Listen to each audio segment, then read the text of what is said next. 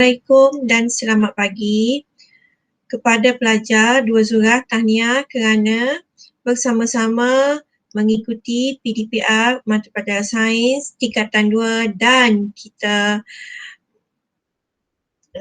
mempelajari bab yang kedua pada hari ini, iaitu ekosistem. Dalam bab ini, pelajar dapat mengetahui, memahami bagaimanakah tenaga dialihkan dalam suatu ekosistem. Apakah jenis interaksi yang wujud dalam hidupan? Bagaimanakah pengetahuan tentang interaksi antara hidupan diaplikasikan dalam bidang pertanian? Okey.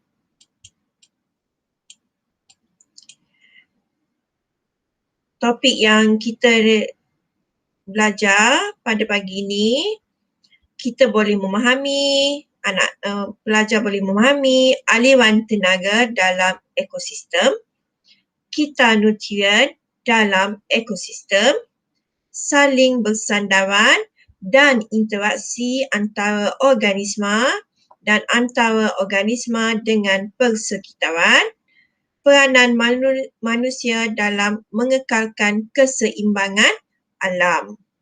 Okey, jom kita lebih memahami lagi dengan melihat slide yang cikgu nak share. Okey.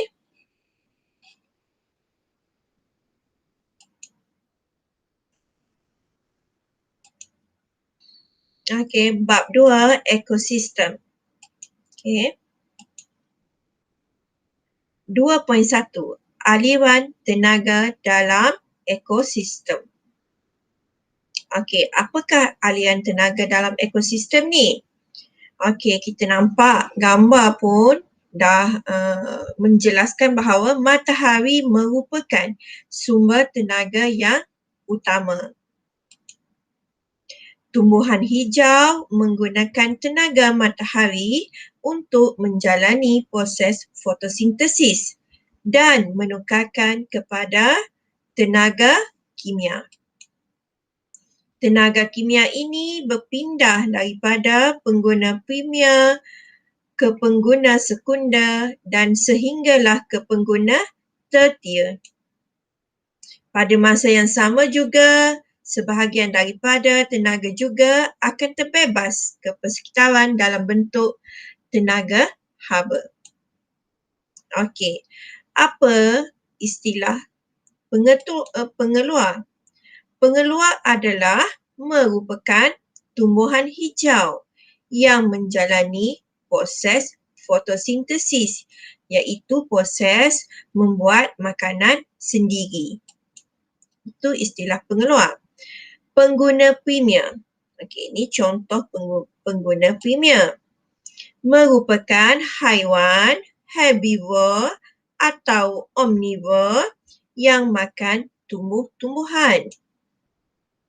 Okey, ni contoh pengguna sekunder. Apa maksud pengguna sekunder ni? Merupakan haiwan omnivore dan carnivore. Primer yang makan pengguna sekunder. Okey, ini adalah contoh pengguna tertier. Okey, helang dan serigala ni merupakan carnivore. Sekunder yang makan pengguna sekunder. Okey. Okey, ini adalah contoh pengurai. Ulat, cendawan. Merupakan organisma yang menguraikan haiwan dan tumbuhan yang mati kepada sebatian nitrat yang menjadi nutrien kepada pokok. Okey, kita tengok rantai makanan. Macam mana hubungan pemakanan dalam sebuah ekosistem? Ia melibatkan tumbuhan sebagai pengeluar, beluncas contoh sebagai pengguna primer sebab beluncas makan tumbuhan. Okey, ayam sebagai pengguna sekunder kerana ayam makan beluncas. Okey, dan pengguna tertier adalah contoh burung helang. Okay, ini adalah contoh rantai makanan. Kita tengok kepada siwatan makanan. Okey. Di mana burung dimakan oleh helang, helang memakan tikus. Okey, ia saling memerlukan antara satu sama lain. Kobis, tumbuhan. Okey, dimakan oleh beluncas. Beluncas ni dimakan oleh tikus. Tikus dimakan oleh helang. Okey, kobis juga dimakan oleh anak. Anak dimakan oleh ular. Ular dimakan oleh burung. Burung kecil ini dimakan oleh helang. Beluncas ini juga dimakan oleh burung. Begitu juga kobis ini dimakan oleh belalang dan belalang ini adalah sebagai makanan burung, dimakan oleh burung dan burung dimakan oleh helang. Kecil ni lah. Ini adalah contoh macam mana aliran tenaga. Okey, aliran tenaga mengalir dan garisan putus-putus ini menunjukkan berlaku tenaga yang hilang. Dalam proses ni berlaku tenaga yang hilang dan aliran tenaga juga mengalir. Okey. Okey, kita tengok dalam gambar ini. Berapakah rantai makanan yang boleh didapati daripada siwatan makanan ini? Jadi siwatan makanan ini bermaksud melibatkan beberapa rantai makanan. Okey? Banyak kan? Contoh kobis ni 1. Okey, ni 2, 3, 4. Okey. So kita boleh teruskan. Okey. Siwatan makanan adalah interaksi antara organisma dalam rantai makanan yang berbeza membentuk siwatan makanan. Okey. Ini maksud siwatan makanan. Okey, 2.2 kita memahami apakah kita nutrien dalam ekosistem. Okey, kita nutrien dalam ekosistem. Okay. Kita faham dengan gambar wajar dia. Okey, apakah kita nutrien dalam ekosistem ni? Dalam sebuah ekosistem yang seimbang, semua benda hidup dan bukan hidup berada dalam keadaan yang seimbang. Keseimbangan ini diperoleh melalui kita nutrien seperti kita air dan kita karbon. Benda hidup mempunyai peranan penting dalam mengekalkan keseimbangan ekosistem. Okey, kita pergi kepada memahami bagaimanakah berlakunya kita air. Okey, di mana air di lautan ini berlaku proses penyejatan respirasi, penyejatan, transpirasi, air bawah tanah, okey, hujan turun, pergi ke tanah, air diserap oleh tanah kan. Okey, wap-wap air naik daripada laut ni, penyejatan transpirasi respirasi menyebabkan berlaku wap air di atmosfera. Wap air di atmosfera akan membentuk awan. Awan ini akan melalui juga proses kondensasi dan awan juga mengeluarkan hujan dan air akan diserap oleh tanah. Ini adalah contoh kita air. Okey. Seterusnya kita pergi kepada peranan benda hidup dalam kita air ini. Okey, contoh peranan. Meningkatkan kandungan wap air di atmosfera. Okey, contoh yang kita dapat. Okey, akar tumbuhan menyerap air dari tanah dan membebaskan ke atmosfera melalui transpirasi. Haiwan pula menjalankan respirasi penyah tinjaan dan perkumuhan yang meningkatkan kandungan wap air di atmosfera.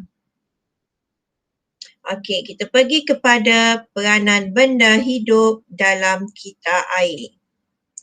Contoh Peranannya adalah untuk mengelakkan hakisan tanah, di mana akar tumbuhan mencekam tanah dan mengukuhkan struktur tanah. Air bawah tanah mengalir perlahan dan mengelakkan hakisan tanah. Okey, ini adalah peranan benda hidup dalam kitab air. Contoh untuk mengekalkan kesuburan tanah, di mana pengurai seperti cendawan, bakteria dan muko menguraikan haiwan dan tumbuhan mati kepada nutrien yang menyuburkan tanah. Okey, kita pergi kepada peranan benda hidup dalam kitab air. Okey, lagi apa dia? Mengelakkan tanah menjadi kering, di mana daun-daun pokok yang gugur menutupi permukaan tanah dapat mengurangkan kadar penjejatan air dan mengelakkan tanah menjadi kering. Okey, itu kitab air. Kita memahami macam mana pula kitab karbon. Okey. Kita tengok kat sini kitab karbon di mana berlaku fotosintesis tumbuhan darat. Okey, di mana semasa proses fotosintesis, karbon dioksida diperlukan. Semasa pembakaran hutan, karbon dioksida dibebaskan dan karbon dioksida ini digunakan semasa proses fotosintesis. Okey. Berlaku proses respirasi membebaskan karbon dioksida juga, dan respirasi juga membebas terus gas karbon dioksida terus ke udara. Okey, semasa berlaku proses penguraian oleh bakteria dan kulat di tanah, okey, pembebasan gas karbon dioksida. Okey, respirasi di tumbuhan laut, darat, okey, dan hutan ini semuanya akan membebaskan gas karbon dioksida. Tetapi dalam masa yang sama, gas karbon dioksida ini digunakan untuk proses fotosintesis sama ada tumbuhan akuatik di laut ataupun tumbuhan di darat. Ini bermaksud kita karbon. Peranan benda hidup dalam kitab karbon. Tadi kita air kan peranan benda hidup. Ni kita pergi kepada kitab karbon. Okey, contoh. Tumbuhan hijau mengekalkan kandungan karbon dioksida dan oksigen melalui fotosintesis dan menyerap karbon dioksida dan membebaskan oksigen. Peranan benda hidup dalam kitab karbon. Okey, contoh proses perebutan haiwan dan tumbuhan yang telah mati dijalankan oleh pengurai menggunakan oksigen dan membebaskan karbon dioksida. Okey. Peranan benda hidup dalam kitab karbon. Okey, apa berkaitan dengan sini? Pembakaran bahan api fosil membebaskan karbon dioksida. Peranan hidup dalam kitab karbon. Okey, manusia dan haiwan. Contoh, respirasi yang dijalankan oleh manusia, haiwan dan tumbuhan membebaskan karbon dioksida. Okey, peranan benda hidup dalam kitab karbon. Apa lagi? Kandungan karbon dioksida dalam udara kekal seimbang kerana sentiasa dikitar secara berterusan. Okey, kita tengok gambar ini adalah contoh aktiviti manusia yang mengganggu kitar nutrien. Contoh ni apa ni? Pembakaran terbuka, okey, pembaziran air kan, pembalakan tanpa pembalakan haram, okey, dan sesak, okey, kesesakan lalu lintas. Okey, ini adalah aktiviti yang akan mengganggu kita nutrien. Aktiviti penebangan hutan secara tidak terkawal, penggunaan sumber air secara berlebihan, aktiviti perindustrian yang membebaskan gas-gas beracun dan tidak memasangkan pengubah bermangking. Penggunaan kenderaan bermotor yang terlalu banyak. Ini contoh aktiviti manusia yang mengganggukan kita nutrien. Okey, langkah untuk menyelesaikan masalah gangguan kepada kita nutrien. Apa dia contoh? Mempraktikkan amalan konsekuen untuk mengurangkan pembebasan asap kenderaan. Okey, contoh seterusnya, menyimpan air hujan untuk kegunaan harian seperti membasuh kereta dan menyiram pokok. Okey. Selain itu, menghadkan atau menghalang aktiviti pembalakan yang memusnahkan hutan. Okey, langkah untuk menjaga karbon dioksida, menyelesaikan masalah gangguan kepada kita nutrien. Contoh, menanam semula pokok supaya lebih banyak karbon dioksida diserap oleh tumbuhan. Okey, langkah untuk menyelesaikan lagi kita nutrien apa dia? Mewajibkan semua kilang memasang pengubah bermangkin pada cerobong untuk menapis zarah-zarah gas beracun. Okey. Seterusnya, mengawal aktiviti pembakaran hutan atau pembakaran terbuka yang menambah kandungan karbon dioksida di udara. Okey. Setakat ni 2.1 dan 2.2. Jadi untuk seterusnya kita sambung PDPR seterusnya. Okey, jadi apa yang perlu pelajar buat? Okey. Kita tengok buku teks. Sekejap ya.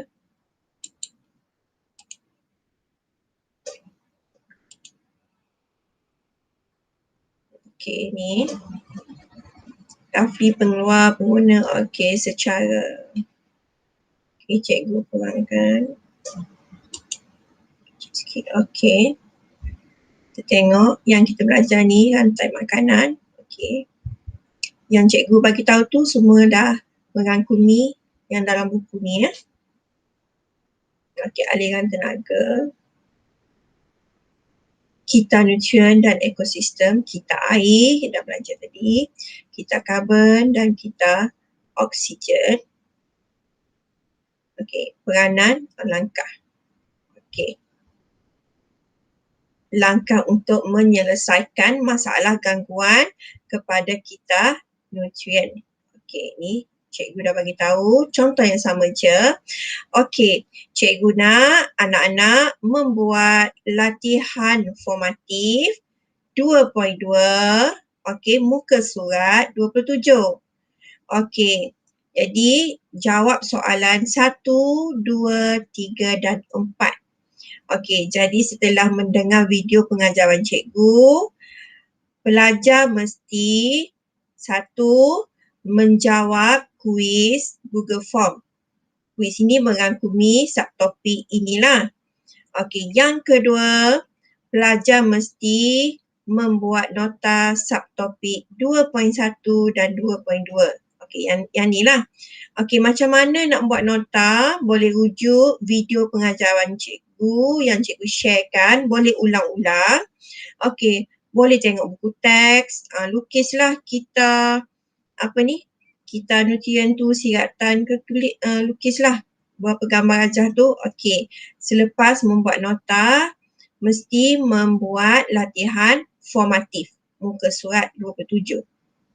Okey, cara nak buat nota ni okey.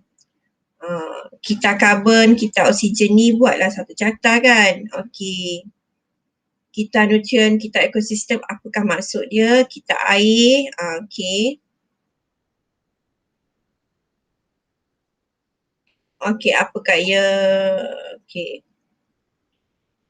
Okey. Maksud kat sini nak buat nota, ambil lah. Okey, apakah maksud pengeluar, pengguna, pengurai, ambil ni. Kalau nak lukis lagi bagus, pengguna sekunder, apakah maksudnya? Okey, rantai makanan. Okey, istilah apa maksud rantai makanan? Lepas tu tuliskan contoh satu rantai makanan. Okey. Aliran tenaga. Okey, salin rajah 2.4 ni. Okey. Latihan formatif 1 ni dah cover dengan cikgu bagi soalan Google Form. So, tak perlulah.